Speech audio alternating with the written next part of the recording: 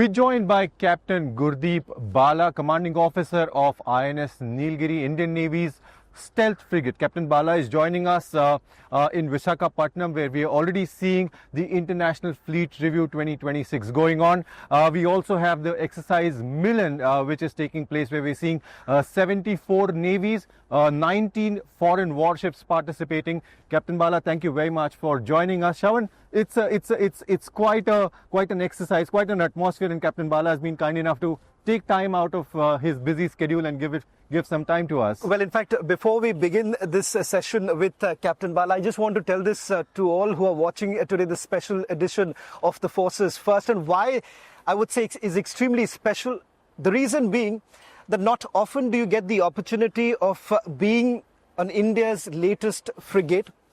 The messaging that essentially we are doing in the backdrop of the International Fleet Review, ladies and gentlemen, today I would say that India has achieved a massive maritime success when over 70 plus countries, while we speak today, 70 plus countries have participated in the International Fleet Review, sending in the message of hope, sending the message of maritime cooperation.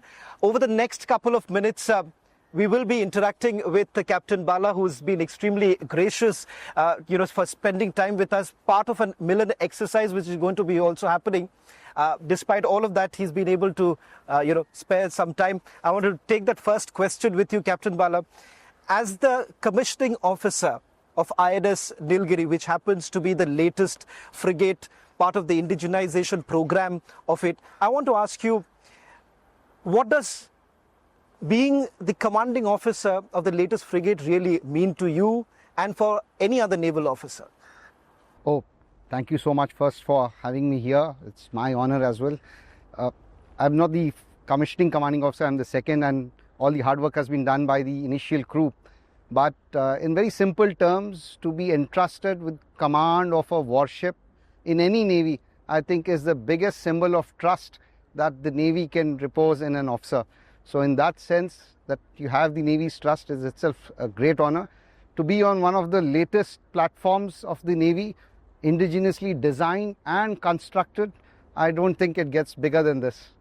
Captain Bala, can you tell us what is so special about this stealth frigate that makes it so special? First in class, what makes it so special?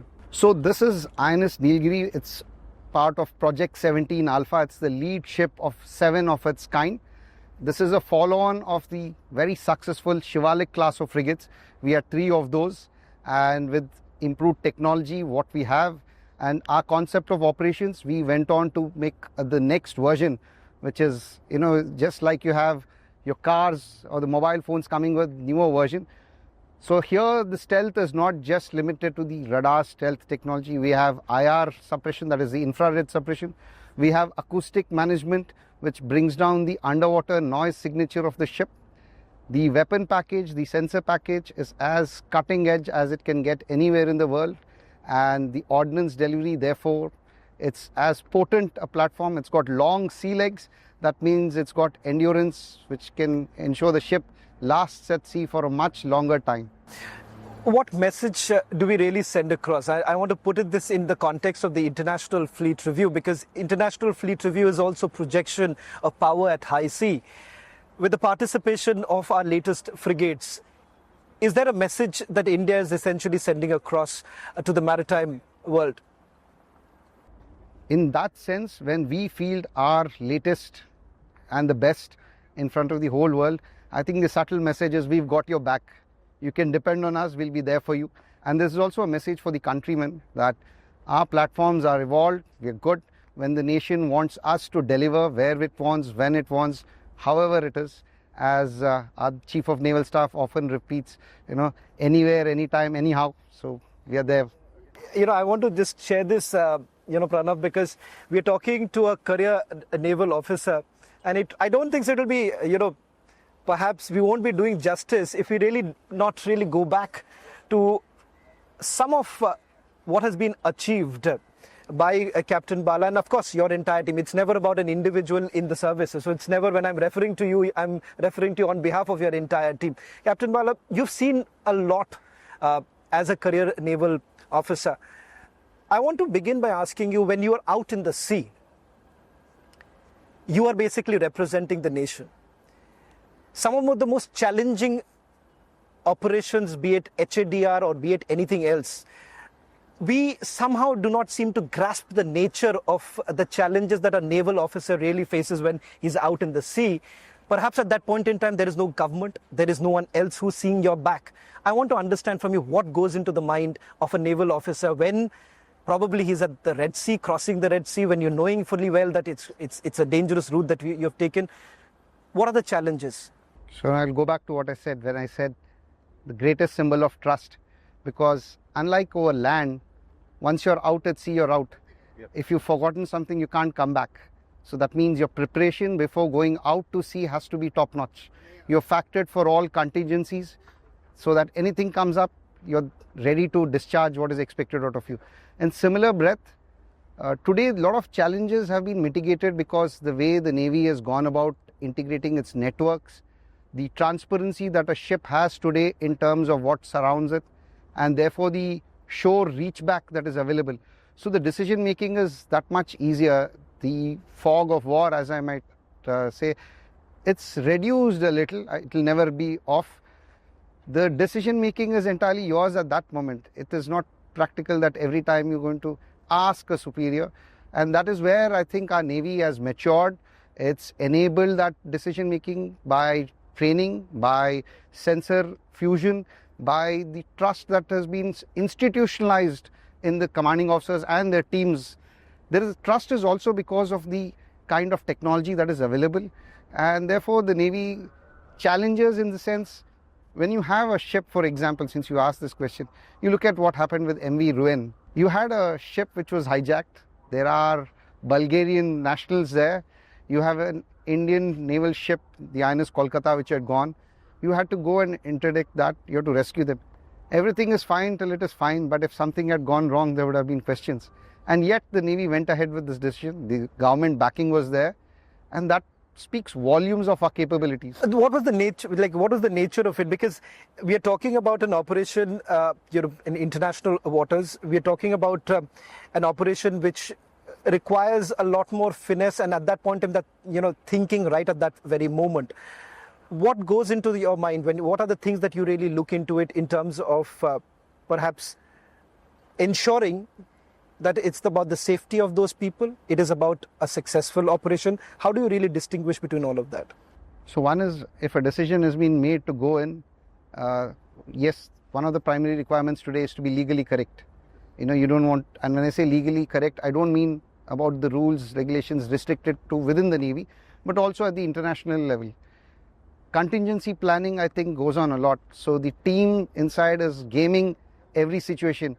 We may have a plan, but as the old adage goes, all plans are good till the first shot. Tell us a story, because I think so everyone wants to know a little bit what goes behind it. Because one of the most underplayed elements of when we talk about the military might is we talk about the machine, we talk about the guns, but the human element behind it is the most neglected or uncelebrated, probably, so to say. What is the human to human connect? I mean, when we talk to some of the people, they said the closest human being is actually the enemy. In high seas, the closest human being is probably the enemy. What are those human to human stories that you've... So I'll, since you spoke it in the human part, so when the navies go out, they are professionals.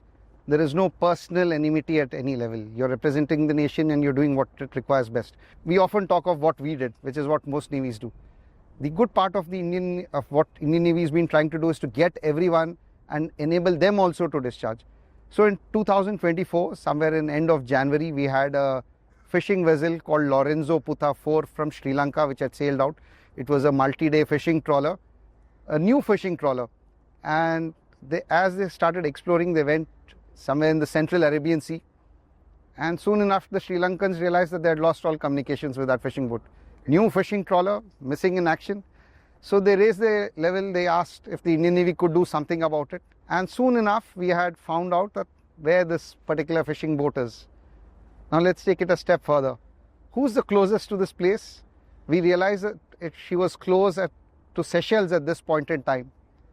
We have the Information Fusion Center at Gurugram. We have foreign liaison officers, the international liaison officers.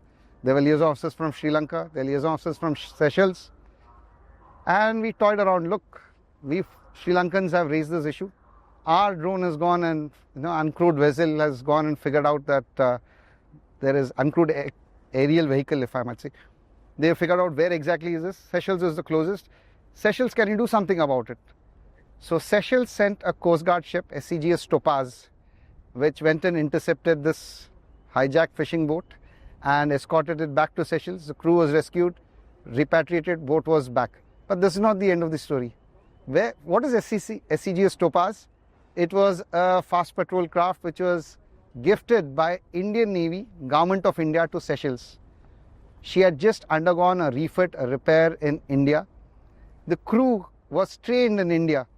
So you see, we have enabled others. We have done a bit of capability enhancement and capacity building, both with a foreign nation. Our aim is to ensure that others also come up and they are capable of discharging. So you had the Sri Lankan vessel, you are the Sri Lankan liaison officer in Gurugram, you had a Seychelles Coast Guard guy, a Seychelles Coast Guard ship built in India, crew trained in India, serviced in India. So everybody is together in this, and I think that's what makes it special.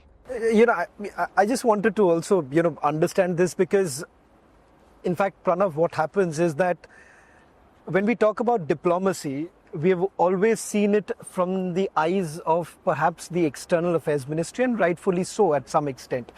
What we many a time miss, or what we do not get an opportunity to witness, is the silent arm of diplomacy, which I say that perhaps is being done today by the Indian Navy on various occasions. Right. Is there a classic example, Captain Bala, in your mind of the achievement of naval diplomacy? So there are multiple lines of effort in terms of capability building and capacity building both.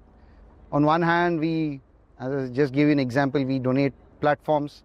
The naval staff talks ensure that the coastal radar chain in many of these, if you see the Indian Ocean region and the littorals, many of these countries are geographically small, but their exclusive economic zones are much bigger, and therefore their ability to police and safeguard their own exclusive economic zones is challenged.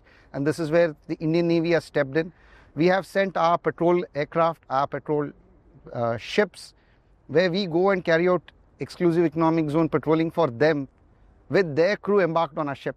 We also have a lot of training carried out in India. So at any given time, you could say there are close to 1,000 trainees every year coming from a lot of these Indian Ocean region countries with us. What it does is they go back and then they train their own crew. So we have directly contributed to their enhancement. When we hand over our platforms to them, we are not profit driven. We are not trying to make money out of it.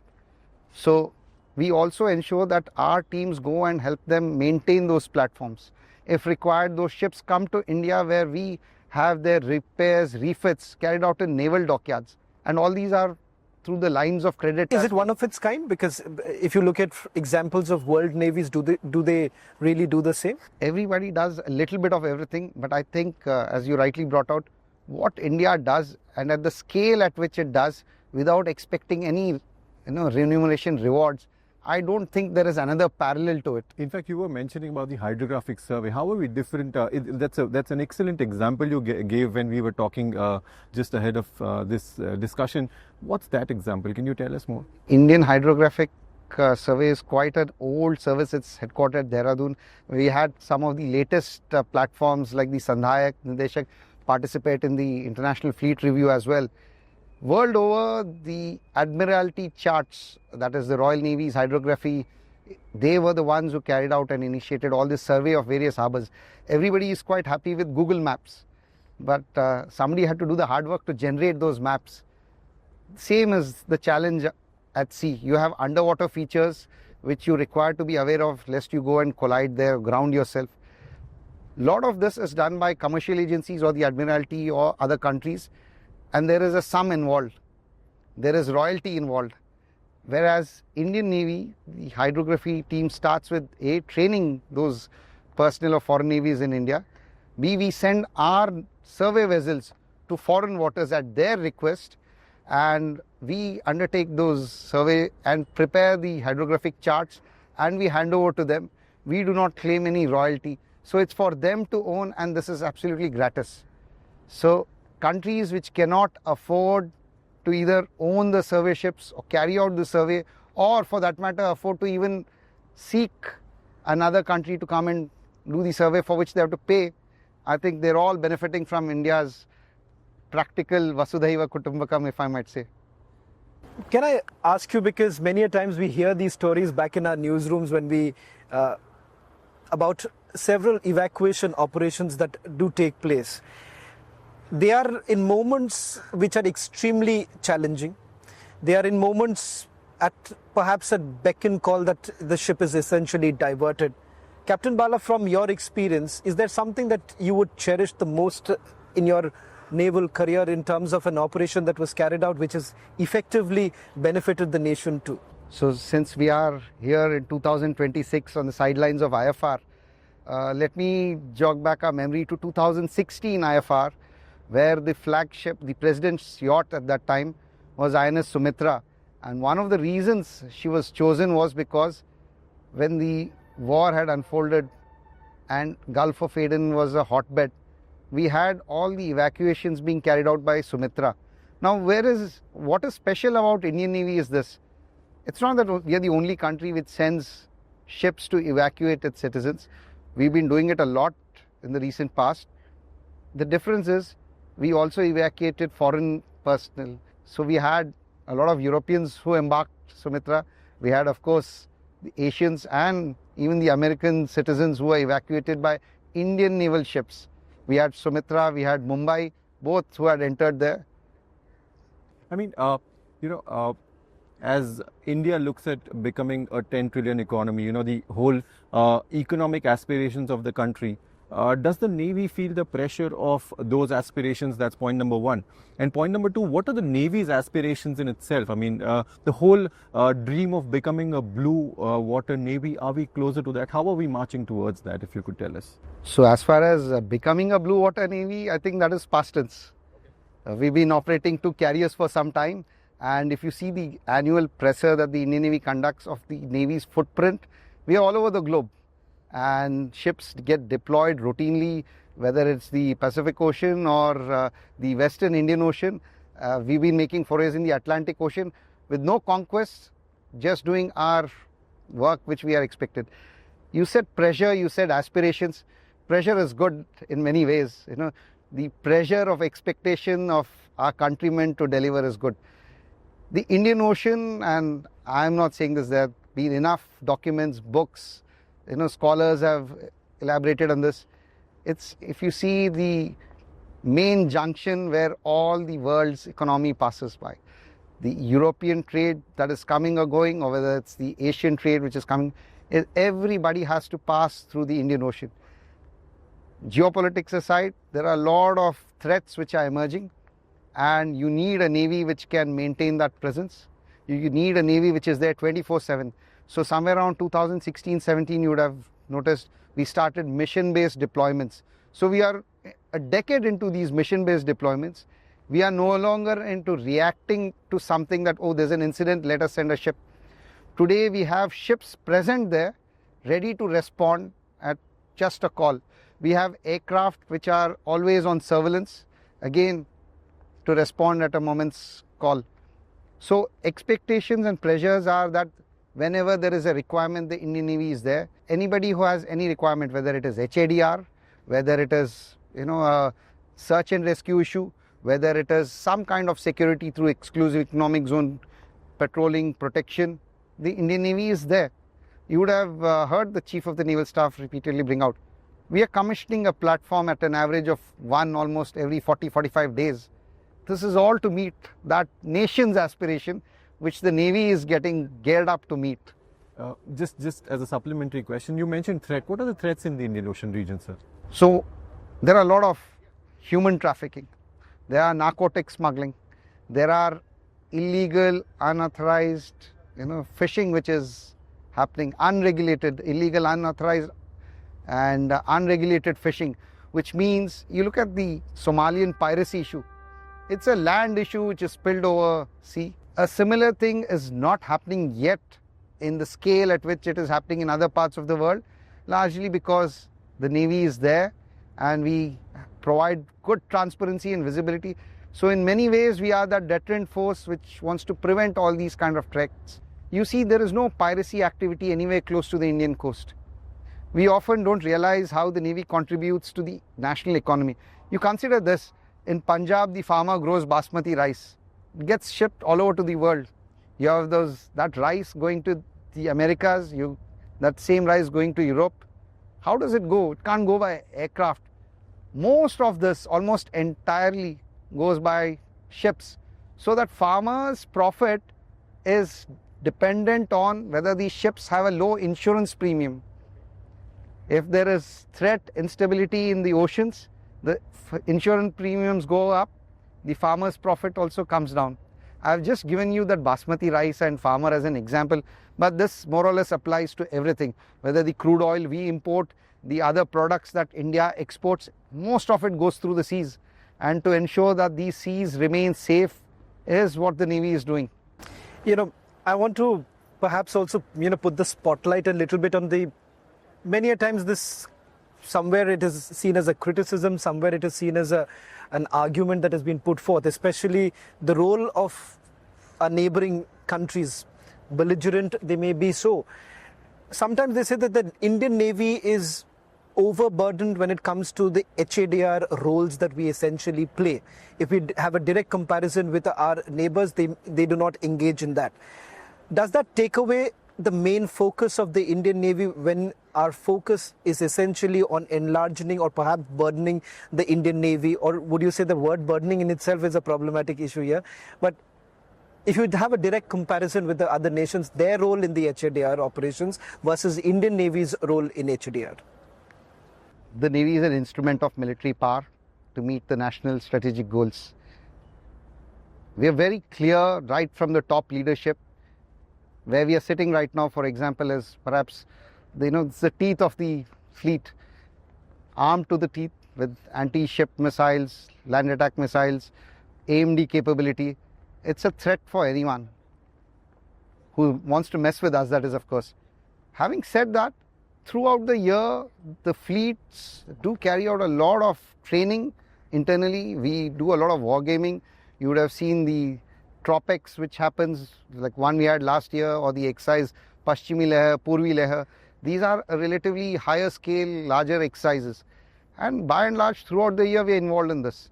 There is no resting or non-military action at any point in time in the year. There is action happening all the time. And I don't think the Navy is in the business of going and trying to advertise that we did this, we did that throughout the year. Despite that, we have enough capacity and leeway to go and do HADR also. It's not that one is at the cost of the other. I think we manage our plans well, our forecast. We've really matured as a Navy in the last 30 years and more so in the last 10-15 years, where we can meet you look at tsunami 2004. It's not that I'm fighting a war throughout the year. I'm preparing for it all the time. But when tsunami struck, which was that one Navy which was everywhere, including in harbors which were not considered safe for navigation? Only the Indian Navy. Captain Bala, you mentioned about the platform. I mean, you're talking about the teeth. We're sitting on a stealth frigate, so to say, an indigenously built war platform. And now we have 19 naval, foreign Navy ships around us. If we have to compare the might or the technological strength of the Indian Navy to our friendly foreign navies, where are we placed in terms of pure capability, pure technology, adoption of AI, adoption of high-tech systems? Where are we right now? So purely in terms of equivalence of technology, I think if not superior, I'm telling you we are there. For the simple fact, let me give an example to this. When you exercise with a foreign navy, there has to be some takeaway, some value addition. One is we are trying to help a navy for them to gain the ropes. The other is there is some takeaway from us. You look at all the leading navies today, they all do come and exercise with us. I'm sure there is a lot of value for them to carry out these advanced level exercises. They are not these basic exercises. We indulge in advanced anti-aircraft drills, anti-missile drills, underwater warfare drills. if we are not good enough, who would want to come and play with us? So you look at, if I may use the cricket analogy, there are test playing nations. You want to go and play test with a country which is of your caliber. It's okay to go and make some statistics padding, as they say, with lesser capable teams. But in the end, you want to play those good countries, and that World Test cricket is about that. The similar analogy is true for us. I can keep boasting, but the proof of the pudding is that everybody wants to come and exercise with the Navy. You see in a calendar year, the number of foreign ships come to India, number of times they invite us. I mean, the fact that we're going and rubbing shoulders with the best. We have Malabar, which has got the US Navy, the Japanese Navy, the Australian Navy. They're all there. And therefore, that itself is proof of the pudding as to how good we are. You spoke of AI. I think the armed forces, the Navy especially, has gone big time into AI. There is the Indian Navy Artificial Intelligence Incubation Center set up at Bangalore. We are there in Bangalore because the industry is also there. One would expect that Star Wars style, everything would take off on its own. That's a long way off for any Navy today, but we are working towards it. A lot of decision-making cycles, how the sensor fusion works, is being done with tapping into the parts of AI, and we are already getting into a lot of industry collaboration, and you will see the products very soon. Captain Bala, I want to ask you with regards to the current situation that we see ourselves in, especially the role that the Navy plays in changing geopolitics, in changing times. Trade being one such aspect which seems to have been the biggest talking point, and that choke points are essentially something which falls in the maritime domain. Since you have been part of several ongoing operations also, do you think this is an extremely challenging moment from the naval perspective, especially with the given turbulent waters that we are in? Challenging in terms of... Challenging when I say that, you're looking at various choke points coming in, economic choke points, where the Indian Navy would essentially also play a pivotal role. Do you see that becoming perhaps a difficult situation in the days to come, or would you say that that is something that has been well managed by us? So more than well managed, I would say foresight of the Navy. So in 2024, on 4th December, a new Maritime Vision, the revision of that publication happened, where we said the India's maritime doctrine, we've made it a little more contemporary. But this is a cycle that we've been following. Having said that, if you see one of the earlier versions, a few decades ago, even then the Indian Navy had forecasted, had the foresight to say that, look, these are the choke points and these are going to be a problem in the coming days.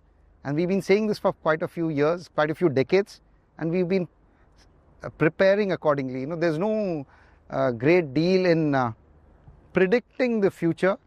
We, I think, are a Navy which is trying to shape the future, and therefore all these choke points, if you see our procurement cycle of what kind of technology we are procuring, what kind of platforms we are procuring, whom are we trying to engage with, what platforms we try to get on with, they all fall into place to prepare for the future.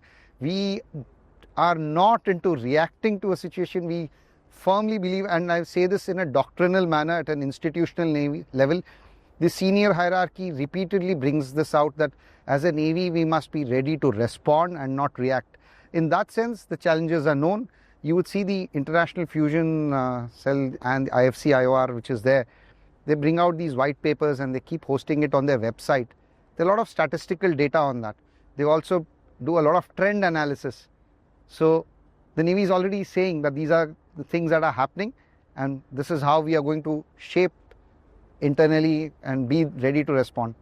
Captain Bala, let me end this by asking you, as a career naval officer who's seen generations now, what has really changed from the time that you started as a naval officer to someone who is commanding a ship? What has changed in the Indian Navy? Well, I really envy the younger generation, because the kind of platforms that we have, what these platforms can do, the kind of engagement that I get to witness now with foreign navies, and the general stature that the Navy has, I do envy the younger generation. Suddenly I want to be 15 years younger, put my shoes into that of a specialist officer. The Navy was contemporary for most times, but the kind of cutting edge technology that is there, it is really exhilarating. And the kind of deployments that the Navy does, we are all over the globe. To be deployed such large, vast lands, interacting with these foreign navies, getting to witness their cultures, their technology and their enhancements, it's been an absolute treat. So are we really approaching the Star Wars era of warfare, naval warfare? Maybe in the future, but we're good to go for now. Maybe for the next decade, we are quite geared up. Thank you very much, Captain Bala, for taking out the time. And I must say this, that while there is a massive foreign deployment here currently, we have Indian Navy typical to the fact that the manner they have always hosted guests in the best possible manner. They're doing the same. Thank you very much, Captain Bala, for taking out the time, speaking to us. Thank you very much. Thank you. It's been a pleasure. Thank you.